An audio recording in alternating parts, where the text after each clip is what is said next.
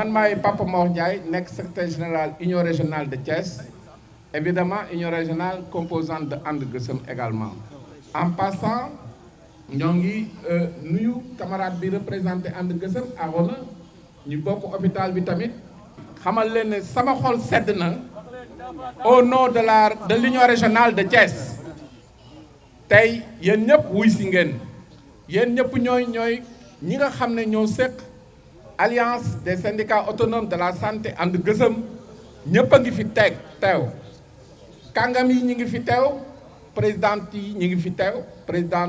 le président son adjoint les autres présidents en fait la conférence président yëpp a ngi teew responsable syndicaux yi jóge ci région bu nekk ñëpp teew nañu ak les camarades militants loolu ku mu doyul dara du la doy kon ñun waa Thiès suñu xol sedd na waaye ñiy delloo cant bi ak ngërëm bi yëpp di ko teg ci loxo président Mballo Dia Thiam mu egge ko ñëpp ndaxte boobu ba léegi ci lutte bi mi ngi ciy jàpp di boole élément And Gueusseum yëpp ci biir lutte bi ñun tamit waa bureau bi amel naa leen cant ak ngërëm ni ma ko waxee woon sànq responsable yi nañ ma ko wàccee ci base bi kontaan nañ ci seen taxawaay 3 mois de lutte lu neen ñi daj ko ak militants yi ak chef de service yi ak autorités yi ba yàlla def tey am na apaisement am na ñu bàyyi ñi ci des am na ku fa des loolu wàllu woowu dañuy continuer di ci dox ci beneen fànn li ci des moom mooy taxawaay bi tey te taxawaay bi tey du ma dugg ci lépp damay bi ma sante ñëpp gërëm leen rek damay bàyyi président mu résumer leen li nga xam ne moom mooy mémorandum bi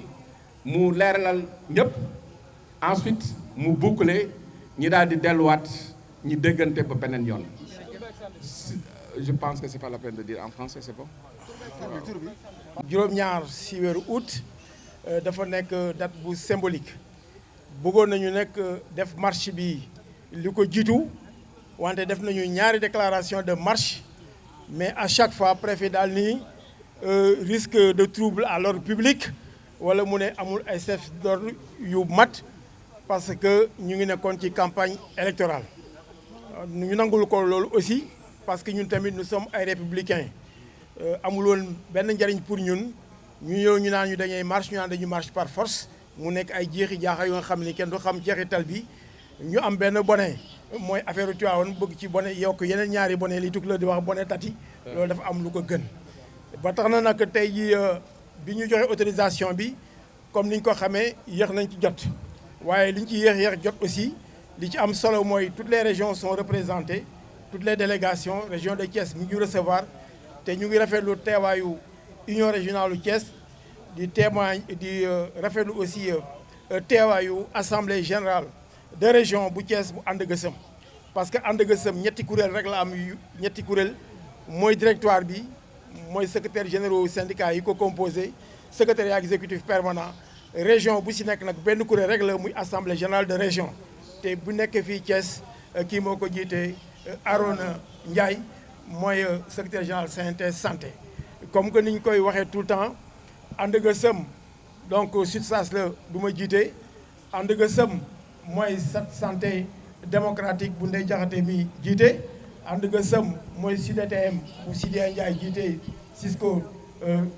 teewal ko fi And Gueusseum ana Mandiobe Seck mu ngi fi moom it muy làqatu fële si ginnaaw santé collectivité locale And Gueusseum aussi mooy CNTS santé bu nga xam ni Pape Ngébel Dieye moo ko jiite aaroon na teewal ko fii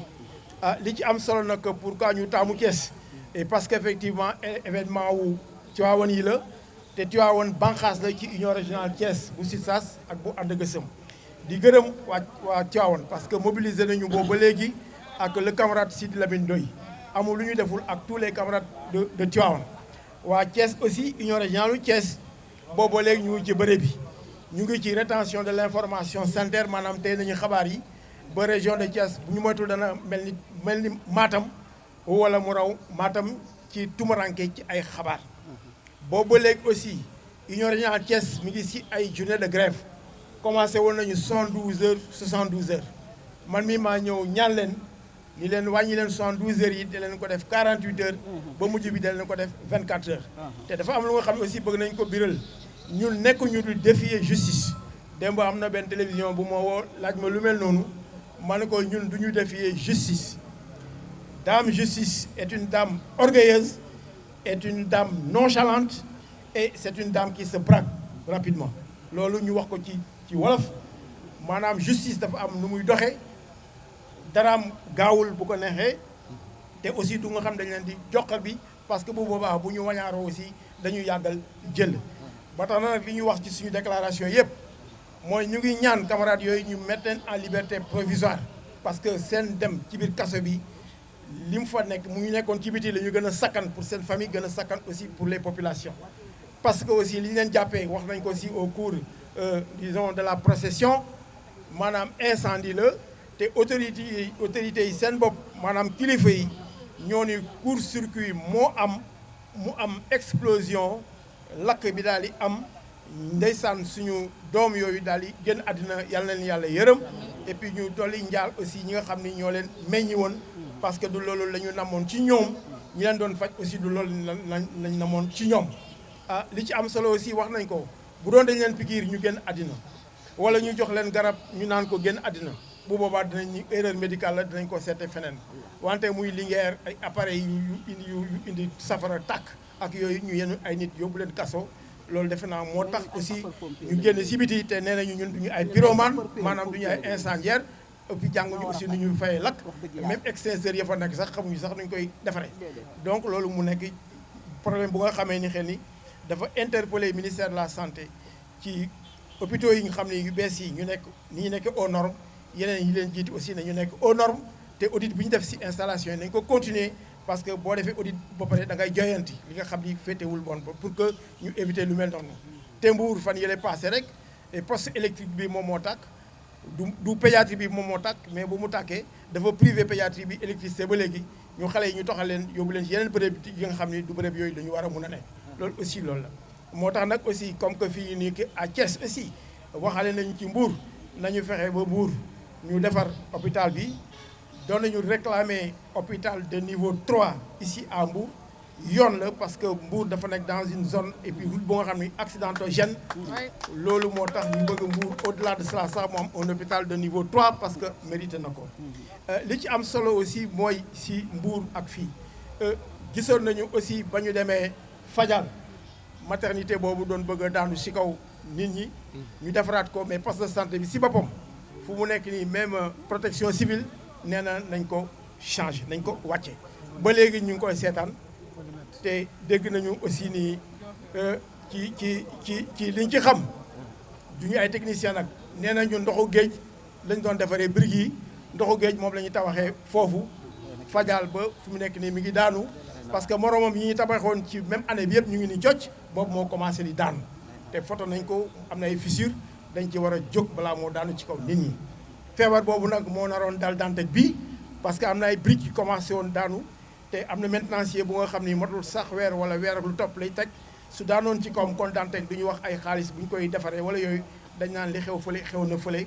bloc moo daanu ci kaw personnel bi ñu dee encore que am na ñaari yoon lakk di fa am benn yoon bi si réanimation bi toog nañu ba Dantec yenn saa yi da ngay soxla ndox ci biir bâtiment doo ko am parce que kër gu am téeméeri at ak fukk même bu doon pont bu amee téeméeri at dañ naan garantie bi jeex na kenn du fa nekkati astama nag lu toll ni Dantec donc fu nga xam ne nag da nga fay dem wër gu yaram doo dem ay briques daanu sa kaw wala réanimation di taal sa kaw moo tax on a été très clair sur ça nee nañu ce qui nous importe ñun ànd gësëm mooy nañu daaneel hôpital bi reconstruire ko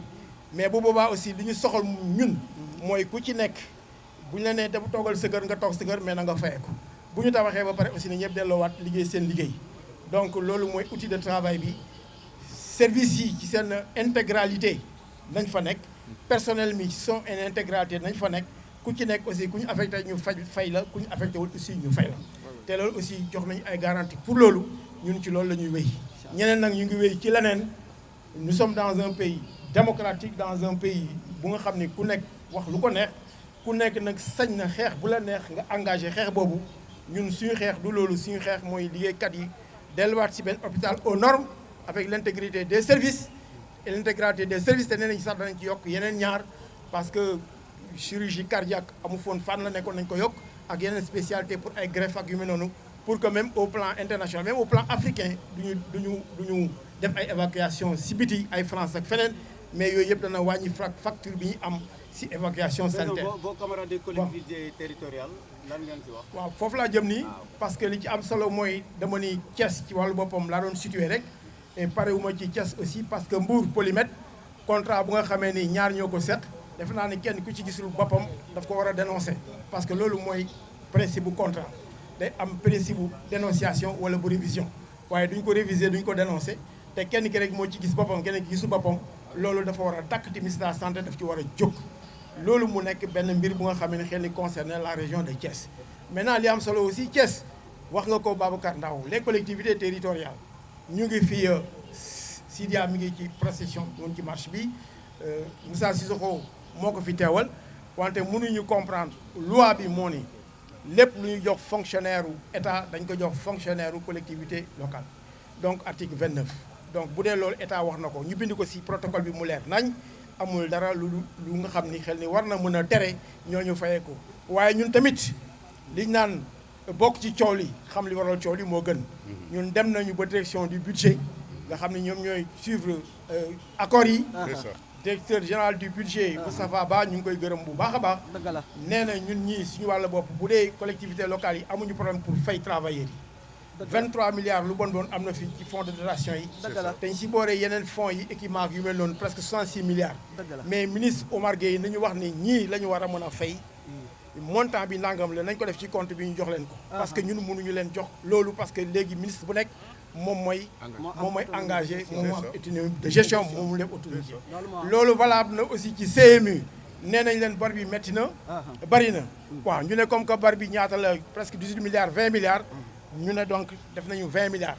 wante ministre en charge du développement communautaire moo war a laaj 20 milliards yi ñu jox ko mu mobiliser ko jox ko ak mi ànd ak mi daal koy jox hôpitaux yi ñu far bor bi loolu tam mënuñu comprendre que ministère des finances toll foofu yéwén gi mu yéwén noonu te ñeneen ñi maanaam boo mënul sax yéeg nga war a mën a bës ñi daanu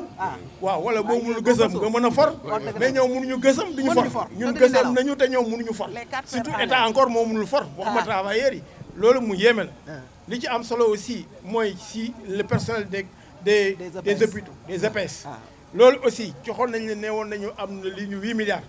mais jox nañ leen 5 milliards te 5 milliards sax mu leen ko consommer fii ak fin d'année parce que moyenne bi 1 milliard et quelque la par mois fii ak fin d'année pour ñu yokk salaire yëpp augmenté ñëpp mais ñoom ñu yéex di ko bañ a def ba fan yi lañ leen joxaat beneen lettre ni leen léegi 8 milliards yi mën na sëkk chapitre baa ngi nii affaire yaa ngi nii engagé leen ko yéen directeur hôpitaux yi ngeen jox ko seen i borom waaw lan moo war a tax aussi moom ministère de la santé ministère des collectivités yooyu di yaacaaral te ministère des finances nga xam ne ñoom ñoo gënoon nay fii boo leen laajee ñu ne amuñu dara nous sommes dans des ajustements ba ñun ñu surnommé leen monsieur y a rien mais si monsieur y a rien kay nee na y a tout y a plusieurs kay mais là y a quelque chose non c'est pas même quelque chose il y a plusieurs choses donc dañu war a jël plusieurs choses yooyu loolu moo ni ñun duñ ko nangu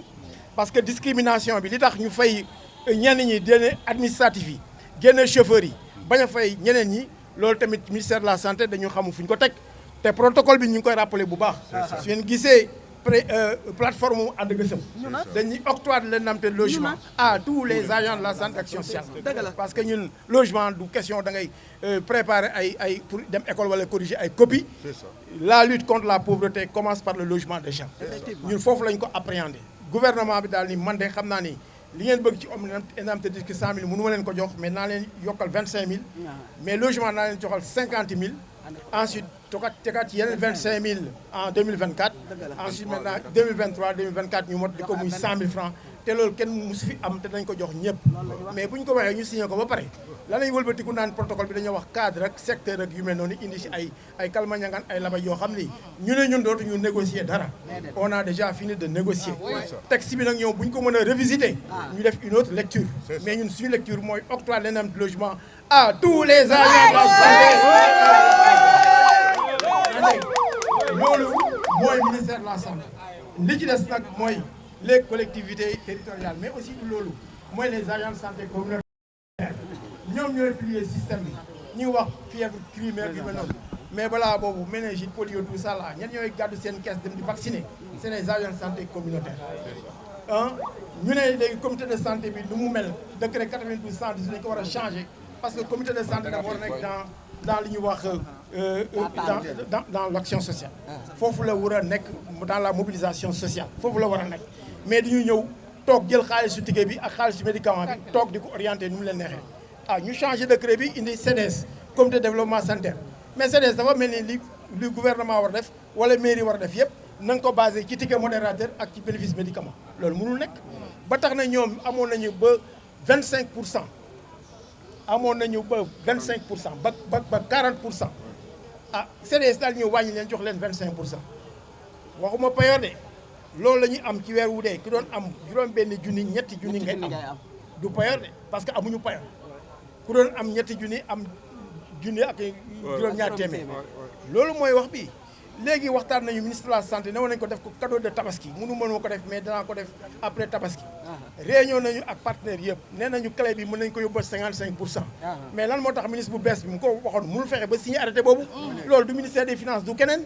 mais boo mënul for aussi mais nga war a nga mën a gësam boo mënul yéeg nga war a bés ñiy daanu donc loolu mooy suñu problème ak ñoom ba tax na nag Ourossogui dinaa si ñëw parce que mooy yeneen problème yi nga xamee ni ñun xamuñu lu tax te loolu ministère de la santé la ana suñu camarade Amadou Lamine Sano bëgg naa nga signaler sa bopp fii Sano bii waaw nan ngay mun yow nga ne damay yokkal sama bopp keneen ki duñu yokkal suma bopp léegi nag ñu ne loolu la comme que yaa wax ne da nga yokkal sa bopp comme que yow d'accord aussi tu as été déloyal dama lay jëlee ci staff bi dama lay jëlee sa poste CESI te gouverneur Matam maa ngi wax publiquement convoqué na réunion ñu ñëw ak l'inspecteur du travail ak yëpp ñu ne ko Sanomi est-ce que sur le plan du travail sur le plan de sa fiche de poste maanaam en tant que chef du service des infirmiers des soins infirmiers lan moo bii manquement est-ce que mës na am demande d'explication pour liggéeyam est-ce que am na loo koy reprocher surtout que am na directeur yi ko jiitu yëpp nee nañu agent modèle la régulateur la comme que àndul ak yow ci yokk payoor rek nga jëlee ko ci poste et puis boo ko jëlee ci poste bu dee performance nga bëggee nga gis koo xam ne toll nag moom poste nga teg ko fa mais nga dem ñu xati kenn ko xam ne ñu nekk dans les soins de santé primaire xamul luy milieu hospitalier nga bëgg teg ko fa pour mu remplacer ko xam nga kooku da ngay fayonte rek mais bëggaloo service bi dox loolu la ñu dul nangu parce que réforme hospitalière loolu tax ko jóg c'est performance dans les soins et performance dans la gestion loolu moo tax aussi nous inscrivons en faux contre cette mesure là loolu moo xew Talibou Dabo directeur boo xam ne mel ni Baba commandant kenn du wax kenn du dindi lu ko neex mu def lu ko neex mu wax di porter nit ñi ay plainte ak yu mel noonu loolu dafa war a doy dafa war a dakk yooyu mooy li ñuy wax ay foyer de tension yi fi am te Matam depuis près de 8 mois ngi nii rétention information sanitaire la ñu nekk même vaccination bi dañ ko doon boycotté man leen bàyyi leen loolu kon ne leen vaccination bi parce que xale yi si boppam waruñu si loolu mais ku ñu def concession yëpp ñu def ko mais xanaa gouvernement war na jiitu ci loolu mais benn nit rek mën a alawtiku toute une région te nekkul ci dëgg ñu koy bàyyi foofu xam nañ nag lu tax ay complicité yu mag la ci ginnaaw moom la ñuy wax ay conspiration te danañ si jóg parce que xam nañ loolu yëpp lu ko lund ay nit ñoo liggéeyu daane lii moo fi am buñ ko lijjantiwul nag le 3 septembre foofu laay terminé le 3 septembre mooy préavis bi fa la expiré d'ici là bu ko gouvernement bi réglé problème yi c'est tant mieux bu ko réglé wul nag ay témoin ngeen li commencé le 3 septembre ba le 31 décembre 2022 xam ngeen ànd gësëm 2018 defoon nañu 17 plans d'action waa ji président de la République wooñu ni ñu bàyyi leen gësam bi yii ñu réglé ko ci des bu ma falaatee ma réglé parewaat nañ aussi pour loolu parce que naar moom ku ko invité ci guuxum sow def naa di nga doy loolu moo am solo ku ñeme na nga taxaw ànd gësam a ngi ñëw